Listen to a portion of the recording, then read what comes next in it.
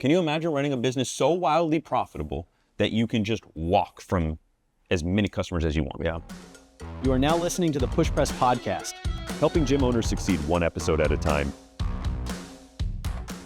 Today's PushPress podcast is brought to you by Quest Bar. 8 grams of protein and only 80 calories in this tiny ass bar. This is a work of food manufacturing wonders.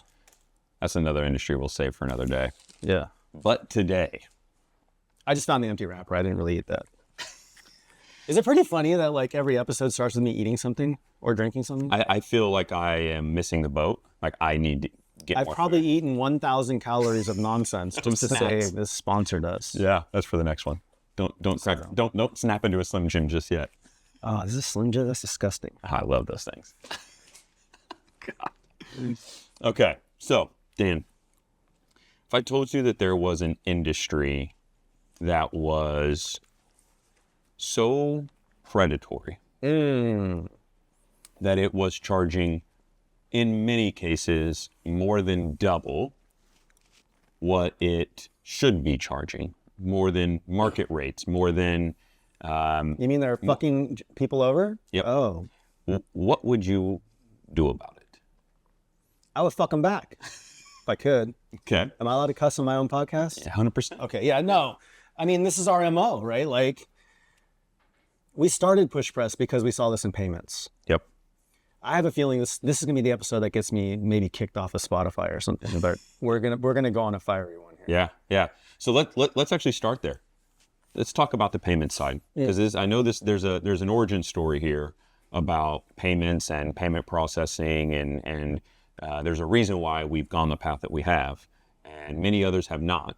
Do you mind maybe? I feel like most have at this point, but They came full circle, but it took a while. Yeah. It took a while. How did payments end up being a stepping off point for us? ultimately, when I opened my first gym, I lost, I'm going to use the word lost, a month of my life negotiating with some payments guy for the payments contract for my first gym. And during that process, he had me fax in fucking everything. This is still in the days of fax. I would say, of course, it was a fax too. I mean, fax in like so much stuff, bank statements, birth certificates, like IDs, children, everything. And then it was like, oh, we need supporting evidence on these bank, like just what I realize now is what he basically did is just put me through this whole psychological sales ringer to make me feel on the other end of it that he did work. Mm-hmm. And he did work on my behalf, and he went to bat and he got me this phenomenal rate, 1.9% is what he told me. And hey, like, congratulations, you whittled me down to 1.9%. Good for you. I thought I had 1.9% for probably 4 months. And then one of my first members at my gym, who was a banker or worked in the banking industry, came in and he said, that is not possible. Mm-hmm. Like literally, he just knew off the bat that that was a lie. And I said, how do you even know? You haven't looked at my contract yet. And he said, because I know interchange charges more than 1.9% once you mix in like American Express. Like he started going through the whole thing. And I'm like, oh, well, I didn't know about any of that. Can you look at my stuff? So he looked at my stuff, and then he realized, or he showed me that we were paying like 4.4 plus some fixed fees on top of that. Like, you know, probably close to 5%. Mm-hmm. And needless to say, I was pretty pissed off, right? Like I thought I was 1.9 out the door. Right. There was 1.9 in there, but he was like, look, this 1.9 contract clause basically says you have to swipe the card. It can't be a rewards card. It can't be this, it can't be that, which is never going to be the case in a gym, ever. Yep. So it was just like a false promise. Yep, absolutely. Okay, so from that time period, you started PushPress. Payments were a big thing. I know we were one of the very early customers of Stripe. And a big part of that was transparency. And, you know, there's technology benefits and all other stuff as well, right? But I think ultimately, like one of the things that we've tried to do is be transparent with our pricing, with so that gym owners know whether or not they're getting sold a bill of goods or not. Mm-hmm. And we've largely talked about on the payment side of things, where as an individual gym owner, can you imagine all 4,000 plus PushPress clients having to do that song and dance, a month worth of negotiation every time there's a contract. This was the industry 10, 15 years ago. Absolutely. Yeah. Absolutely. And we saw a chance to say, screw that. We're not doing it. We're going to negotiate rates on the gym owner's behalf. And that's what we went to work to do. Yeah. I mean, honestly, to be completely transparent, we didn't negotiate anything. We just charged them what Stripe charged, which was the average rate when you blend everything together across credit cards. And that's what they charged. And what I liked about it is there was no bullshit. There was no like transfer fees, ACH, like PCI compliance fees, monthly batch fees, whatever. There was none of that stuff that made you have to break open a spreadsheet, do a bunch of abacus work, and figure out how much you're paying for your fucking payments. Like it was just, oh, I'm paying 3 points on it, and that's just that. Right. Yeah. Right. Okay. So there's another industry, and I think it's time. It's time for us to maybe shed a little light on how this industry works too, huh? Yeah, I mean, I could tell you this. I have a feeling if we go one by one through any financial product, this is going to be the case. Okay. So insurance was the next one. We got approached by a company who was doing tech enablement in insurance, and we kind of started looking into it. I started talking to customers. And so this is what I did with payments too. I started talking to other people. I'm like, yeah, how much are you paying?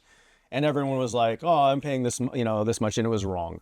Same thing with insurance. I started talking to people, and they're like, well, I'm paying this much, but it used to be this much. Like I got the common story, right? Like, oh, before COVID, insurance was like $100 a month.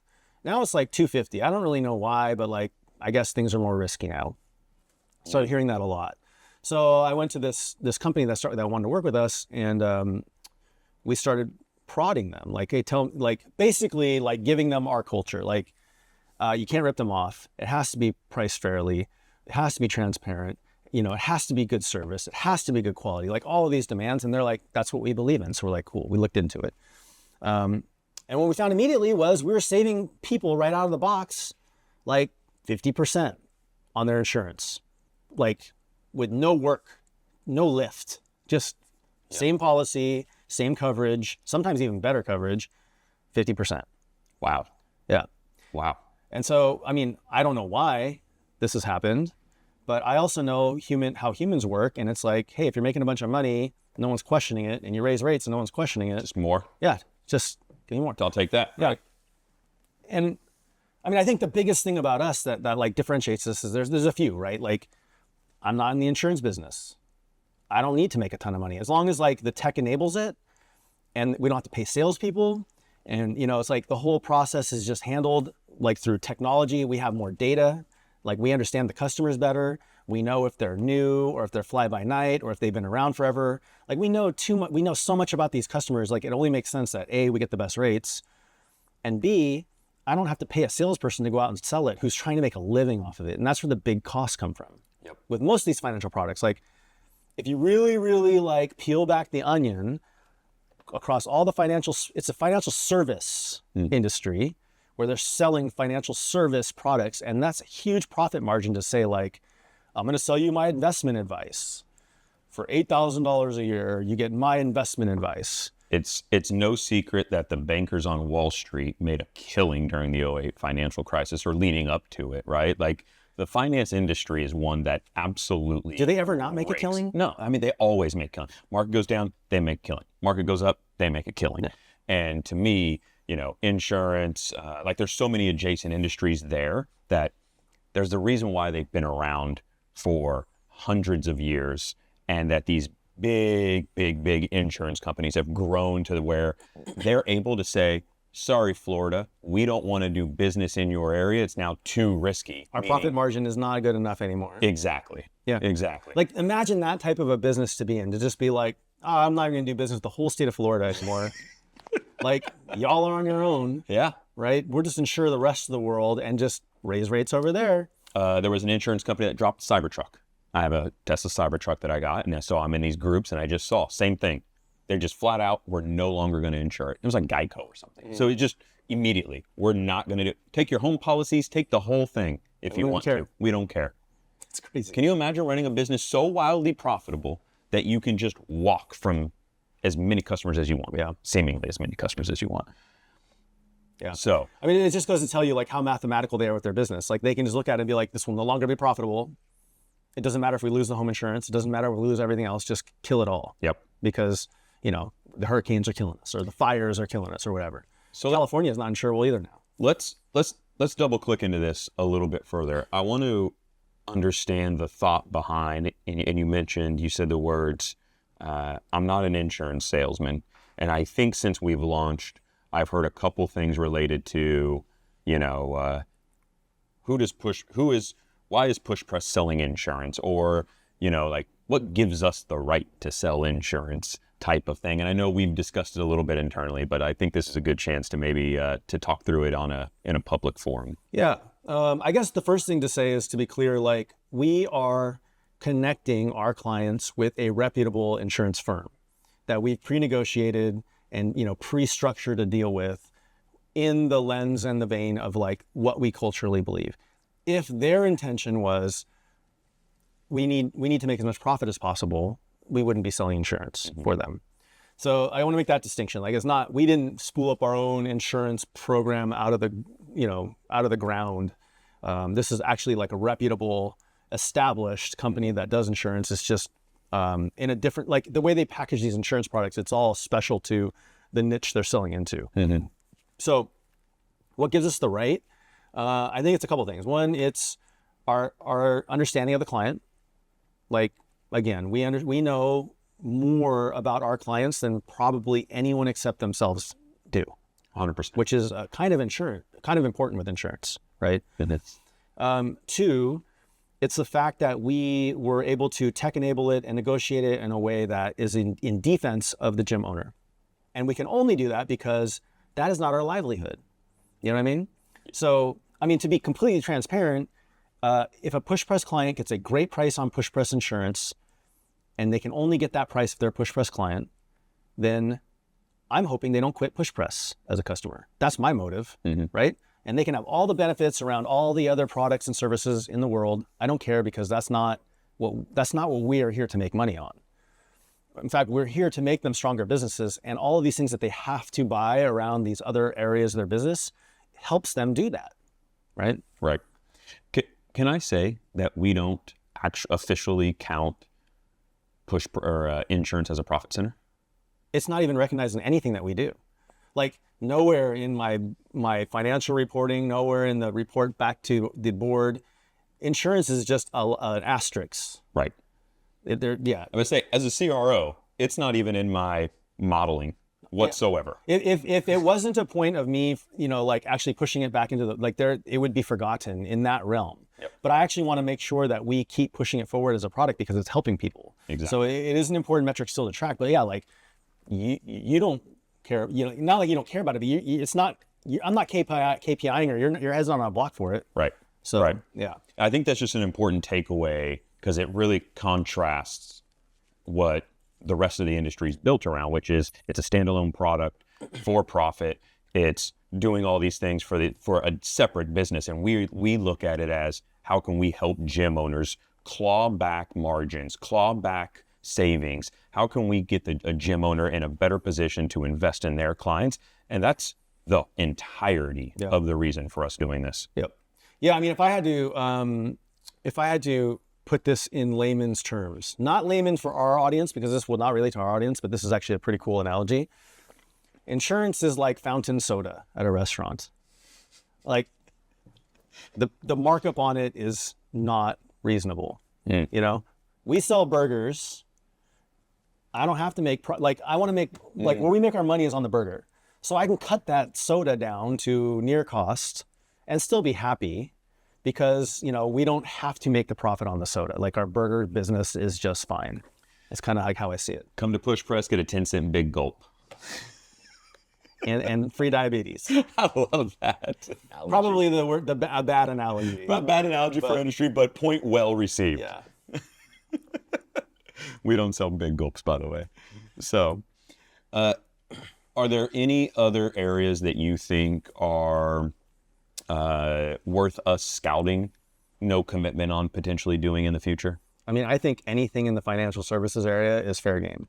Anything a gym owner uses in the financial services area probably has a markup on it that is not reasonable, right? So that could be payroll has already been tech enabled. So I think think about payroll 20 years ago when you're going through ADP. ADP has already taken the cut on that. Like Gusto and some of these new providers have now cut it down to like, hey, it's $50 plus $7 per person you're paying. But I think back in the day that would have been thousands of dollars already. So these people have already taken like the cut out of the fat. Right. We would probably work with a company like that. Bank accounts. Again, another area that's already been kind of cut. So if you really look at this fintech area, and this insurance is one of the last ones to get cut, but like bank accounts, lending, insurance, payroll, like all of these services that are out there, there's somebody innovating like a new version of it.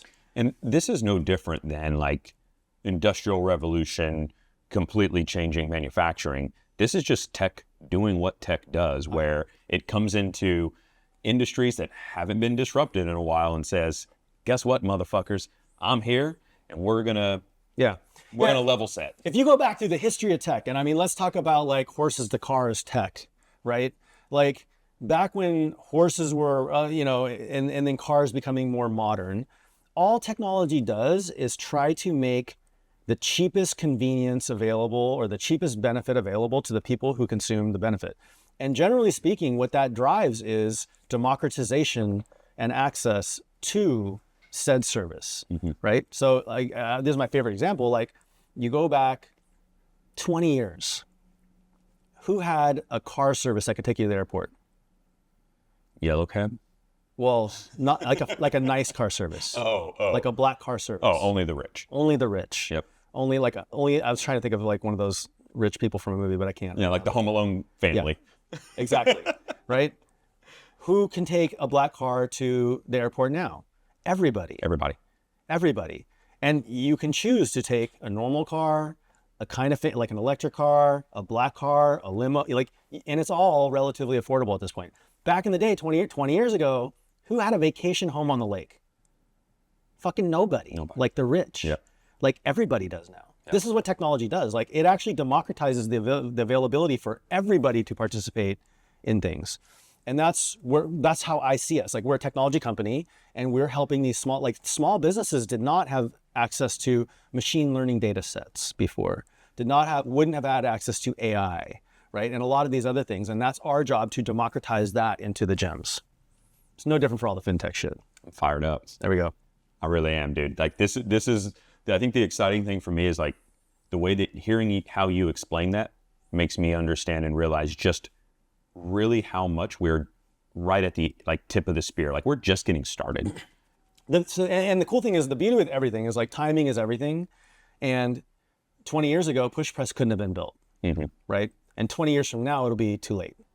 Like we are right at the right time where cloud computing has made this available, and OpenAI and the race for AI has made these AI models cheap enough and accessible enough. And everything is converging at a point. APIs are around, mobile phone technology has been around. Like all this stuff now is converging to a point where it can be done right now, this moment. And we're fucking sitting in the glorious moment of it, which is great. Because gym owners, God, think about being a gym owner 30 years ago. Rough sledding. And I guarantee, I don't have the stats in front of me, but there's probably 20 times less gyms then because it was just so hard to build, operate, collect money, and do all that shit. My goal is 20 years from now, there should be 20 times more gyms because it is so easy to do everything you need to do. And so many people need access to a gym that it's we are actually rising the tide for everybody. I don't know how we wrap this episode up any better than that, dude. I feel like I'm ready to shut my laptop, just kill the podcast. Let's get to work. Let's get to work. We got a lot of work to do. I mean, I'll say this much, with the insurance stuff, I'm pumped because on average, we're saving people about 45 to 55%. What that turns into, right now it looks like across the board on average, including our martial arts gyms, which pay double what everyone else pays. The average gym is paying $1,200 a year for insurance. And in talking to people and looking the quotes come through, it's most gyms out there are paying between $2,000 and $3,000 a year right now. So doing, just extrapolating that type of savings out across all our gyms, if every one of our clients, let alone if we were able to offer this to the world, if every one of our clients used our insurance, we would save our members $3 million a year, our clients $3 million a year. Damn. Like that's some money that they can actually deploy back in their own business, right? That's very real money. Right. When we talk about focusing on your members that are in your gym, imagine that $3 million spread across every client and what the gym owner could do. That's like hiring additional staff so that you can now focus on, building culture. I mean, there's so many ways that you can impact your business if you claw that money back. Yeah. And in the big picture, it's like, okay, I save $100 a month. What is that really going to do? Not a whole ton, but the point is like it's 100 here, it's 50 there, it's 80 there, it's 200 there. Like our job is to cobble all that together and make sure that, you're able to take home more money to your family, or you're able to reinvest that back in your business as you see fit. Whatever it is, it's your money. 100%. Job's not done. Job's not done. Well, let's get back to building. Right on. Thank you. All right, man. Thanks for listening to another episode of the PushPress podcast, where we help gym owners, entrepreneurs, and fitness enthusiasts thrive with actionable insights, inspiring stories, and strategies for growth. Don't forget to follow the show to stay updated on new episodes. And if you're ready for more, join our free Facebook community for gym owners. Check the show notes for the link, and we'll see you next time. Keep raising the bar for your business and community.